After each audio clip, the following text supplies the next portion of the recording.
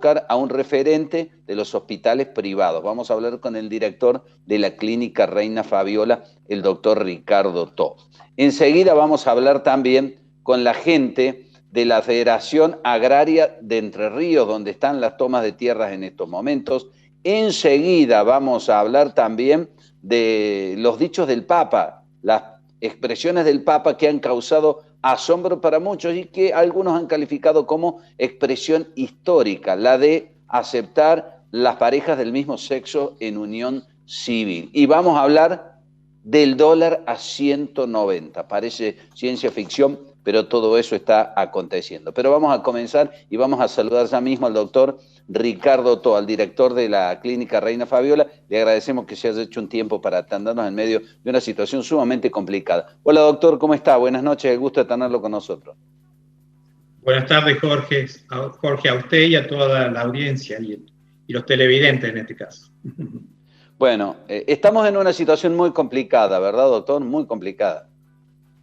Sumamente complicada, en realidad ya casi en el borde de lo que corresponde al equilibrio, a la pérdida del equilibrio, que siempre comentamos, que se habrán escuchado, siempre se escucha todos los días, que estamos en el 70, en el 80%, y como decía, muchas veces ese 70-80%, por un lado da la sensación de que faltan 20 para llegar al 100, lo que pasa es que dependiendo de la institución, hay algunos que están por arriba del 80 y otros que están en el 70, quiere decir que por ahí el promedio juega, pero no es la realidad de una institución igual a la otra.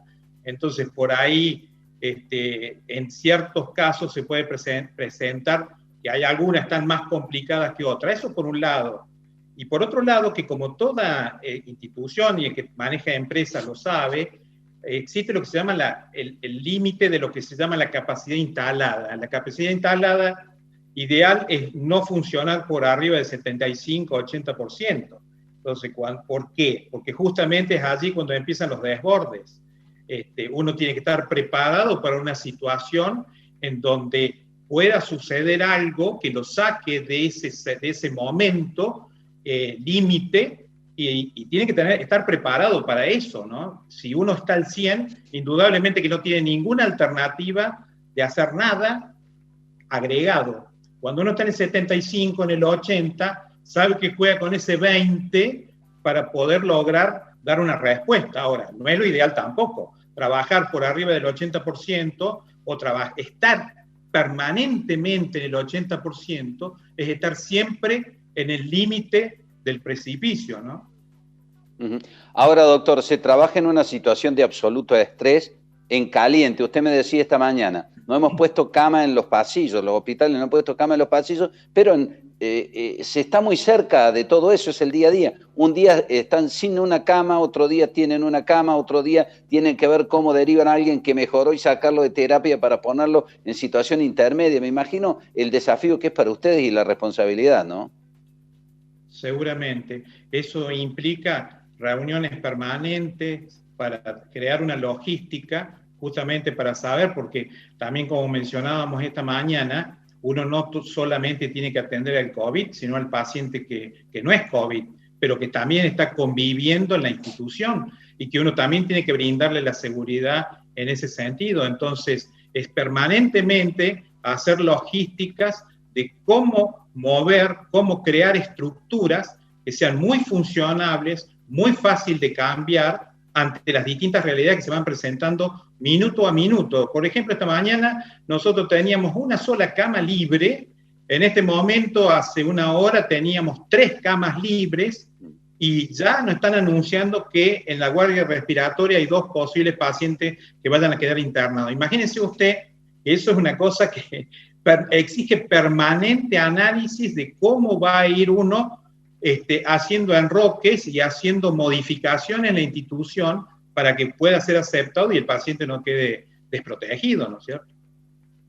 Pero a eso hay que sumarle, a eso hay que sumarle de que no es un problema solamente de tener camas, porque la asistencia médica no es solamente tener las camas, sino tener la aparatología y tener el recurso humano y digamos, el tema financiero para soportar todo eso. Por ejemplo, para poder hacer frente a los gastos de todo lo que corresponde a los elementos de protección. O sea, son distintas cosas que uno tiene que estar manipulando. Y el recurso humano, que cada vez se hace más complicado porque es recurso humano que tiene que ser muy preparado, altamente calificado, en situaciones críticas, en donde ya veníamos viviendo una época en donde estaba baja la cantidad de ingresantes en la formación de estas áreas.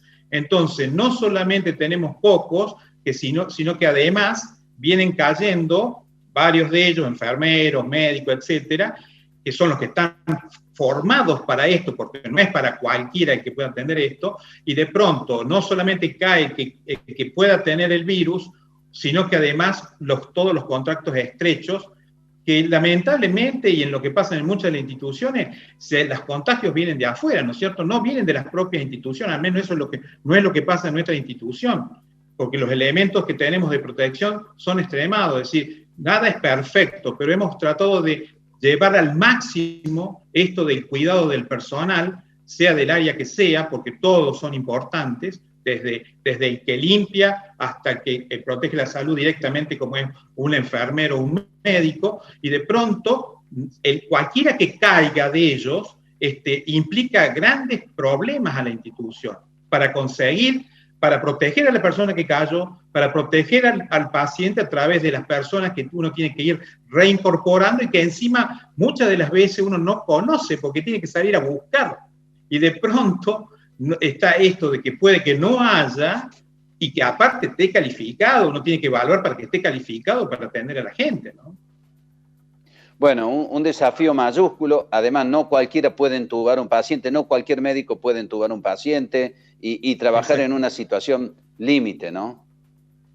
Claro, son gente que ha sido formada a través de los años y encima uno pretende que tengan cierta experiencia, porque como todos sabemos no es solamente la formación inicial o básica o posbásica, sino también la experiencia que viene después, más aún en una situación en donde sale de lo habitual, porque un terapista formado está acostumbrado a manejar todo lo que es las situaciones críticas que día a día lo viene haciendo. Esto nos agarra a todos en una ignorancia total, en una falta de experiencia total, que uno va aprendiendo el día a día qué es lo que pasa en cuanto a las manifestaciones, a las complicaciones, a las formas de tratamiento del virus. Entonces, para la misma gente que hace la parte crítica, es todo un desafío que indudablemente los lleva a una situación de estrés bastante complicada, ¿no? Terrible.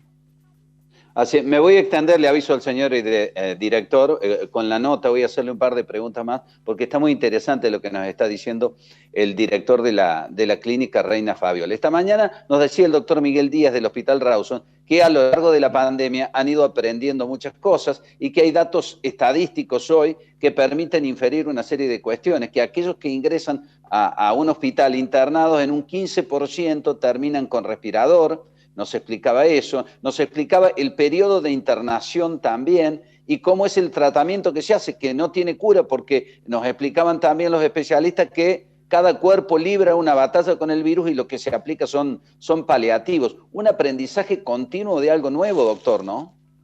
Totalmente, y encima a eso yo le agregaría de que es variable, ¿no es cierto? Lamentablemente la salud, si bien tiene que ser lo mismo para todo el mundo, el tema es cuando uno se encuentra en la situación de brindarle la salud, que puede ser muy buena en un hospital o en una institución privada, pero la historia de la persona que llega a una institución o la otra no es la misma. Entonces, muchas veces, el que llega al hospital, y por eso también puede ser que esté más tiempo o esté más complicado, no rara vez también implica de que vaya con mayores complicaciones, no sé si me explico. Entonces, sí, por allí, ciertas personas que van a las instituciones privadas y que tienen algún tipo de situación económica que les permite estar bien, indudablemente ya vienen con un historial de mayor cuidado. Entonces, por ahí las complicaciones, salvo que sean genéticas, metabólicas, o de pronto que no las puedan manejar, no las hayan manejado como corresponde, pero no es el bagaje que trae una persona que va a una institución pública, muchas veces que la privada, lamentablemente, ¿no es cierto? Por la situación, por su historia. Doctor, ¿cuál es el promedio de días que pasa internado una persona si es que requiere internación? ¿Qué porcentaje, de acuerdo a lo que ustedes tienen chequeado, termina con oxígeno o con respirador? Sí, es diferente el paciente que está internado en la sala común que en la terapia intensiva. En la sala común generalmente permanecen muy poco tiempo, con un promedio a lo mejor de 7 días a 10 días, y generalmente sin complicaciones, y obviamente allí ninguno está intubado y ninguno está con maniobras, digamos, de tratamientos muy extremas. En cambio, el que está en la UTI, generalmente son pacientes que están más tiempo, dependiendo siempre de su historial, de sus antecedentes patológicos, lo previo que cuando entró a la institución, pero están más días. Hemos llegado a tener personas que han estado entre 30 y 35 días, pero no de una manera muy rara, ¿no? Y hay otros que sí, a los 10 días. Por eso, generalmente, en el caso nuestro, en esta institución, podríamos sacar un promedio de entre unos 17 a 20 días. Bueno, con respirador, en el caso nuestro, generalmente, sí, también yo podría decir que están en el 10%, el 10-15%, la gente que necesita intubación asistida, ¿no es cierto? Respiración asistida. Doctor, en general el tratamiento que se brinda es el mismo, ¿no? Tengo entendido algunos corticoides, algo para tratar de bajar la fiebre y lo demás. El tema del plasma, que es la otra alternativa, dependiendo de cada caso, y después lo que pueda desarrollar como mecanismo de defensa cada organismo, ¿no? Tal cual. El que me conoce como médico sabe que yo no soy clínico ni tengo la práctica asistencial como clínica, sino que yo soy más bien laboratorista, pero indudablemente que estar inmerso en esto lo lleva a uno estar todo el día escuchando y viendo cuáles son las alternativas, pero indudablemente que en el caso nuestro, en el plasma, los corticoides, ha sido lo que más efecto ha tenido, y después uno piensa como cualquier otra virosis, es decir, no hay el virus, históricamente, cualquier virus, ni siquiera pensemos en no hay nada que lo mate directamente. ¿Qué es lo que hacía uno? O aumentaba las defensas, o trataba de mantener un ambiente del paciente que estuviera bien, logrando bajar los síntomas, ¿no es cierto? Esto no cambia mucho esa alternativa. Cuando uno ve todos los tratamientos que van orientados al paciente, generalmente van en cuestión de reforzar el cuerpo, ¿no es cierto? O sea, reforzar sus defensas, el hecho de que esté mejor del punto de vista corporal, y de pronto calmar los síntomas, porque todos sabemos que la fiebre es fantástica porque la fiebre mata a los gérmenes. Lo que pasa es que mata tantos gérmenes que si aumenta demasiado termina matando las propias células. ¿Estamos de acuerdo? Entonces, de pronto, la fiebre hasta un punto, todos sabemos como médicos, que es muy útil, pero se puede volver en contra. Entonces, todo lo que sea bajar la fiebre, bajar los síntomas para que el paciente no se desgaste, no se termine transformando en algo que sea, digamos, que lo traiga abajo al cuerpo, indudablemente va a salir bien. Ahora, como algo directo, por eso hablamos siempre, se habla de las vacunas, a decir, ¿por qué la vacuna? Porque lo va a enfrentar directamente contra esos anticuerpos, contra esa defensa que ataca directamente al virus. Entonces a la persona, digamos, es algo como más directo. Todo lo demás es indirecto. En el caso nuestro, el plasma y los corticoides ha sido lo que más se ha utilizado en la institución. Doctor, una de las últimas preguntas. ¿Estamos en el peor momento? Nadie sabe si estamos en el peor momento. Tal vez mañana digamos qué bien que estábamos ayer o hoy. Yo diría que estamos en el peor momento desde que nos empezamos a preparar. Yo lo asociaba siempre, es como cuando uno va al frente de batalla y preparó todo y espera, y espera, y espera, y espera tanto que se cansa y llega, y como siempre pasa cuando uno ya está cansado, quieren que las cosas sucedan de una forma u otra, pero que esto suceda para que en algún momento tenga su fin. Yo creo que estamos en una situación en donde venimos cansados, por todo, no voy a explicar, todo el mundo sabe ya de por qué motivos venimos cansados en todos los órdenes económicos, etcétera, y estamos en el peor momento. El problema es que yo creo que nadie puede vislumbrar hasta dónde va a llegar esto. Es decir, una pandemia va a durar, es decir, no desaparece de la noche a la mañana. Acá lo que uno tiene que tratar de evitar que aparezcan demasiados casos, tipo picos epidémicos, dentro de esa epidemia, que hace que a uno lo desborde. Pero sería iluso pensar de que esto de la noche a la mañana va a desaparecer. Nos conformamos con que pudiera ser controlable, que no nos desbordemos, que las instituciones de salud podamos irlo manejando día a día para que la gente se sienta contenida. Esto, por supuesto, que en el futuro va a llevar a un montón de reflexiones, para que la próxima vez, espero no la haya, pero tampoco puede ser tan iluso de pensar de que esto puede llegar a ser lo último. No podemos pasar por una situación así y pensar de que nunca más nos vamos a tener que preocupar por esto. Al contrario, la próxima vez tenemos que estar mucho más preparados en un montón de situaciones. Pero digamos que esto, yo creo personalmente, y lo digo sin total, digamos, ciencia precisa, no sabemos cuánto va a durar. Todo el mundo habla de que este pico terminaría el 15 o a fines de noviembre. Y bueno, sí, viendo lo que pasa en otros países, en otros lugares donde ya ha bajado el ataque, en principio uno podría pensar que pudiera ser similar, pero nadie lo puede certificar, como tantas cosas que fueron apareciendo nuevas de este virus y que muchas veces uno no se da cuenta, pero son comparables a otros virus también. Cuando uno tiene una gripe normal, una gripe cualquiera, ¿le duelen los músculos? Sí, le duelen los músculos. ¿Tiene dolor de cabeza? Tiene dolor de cabeza. ¿Tiene fiebre? Tiene muchos de los síntomas que tienen ahora. Y tienen también varias veces, en pocas ocasiones, esa es la diferencia, en pocas ocasiones complicaciones como las que está pasando con este virus, pero digamos, el virus, como el de la gripe, el de la influenza, nunca se va, siempre está, y uno le va poniendo vacuna y van cambiando las cepas y van mutando y uno lo va vacunando, pero ¿cuándo se fue? Nunca. Entonces, con esto uno no puede pretender de que se vaya en cualquier momento. Lo que sí tiene que estar preparado y pedir y rogar de que no se venga todo de golpe. Claro. Doctor, muchísimas gracias por estos minutos, un fuerte abrazo. Y que igualmente, y muchas gracias por preocuparse por algo que muchas veces nosotros tenemos necesidad de transmitir a la gente. Muchísimas gracias. Un fuerte abrazo. Gracias.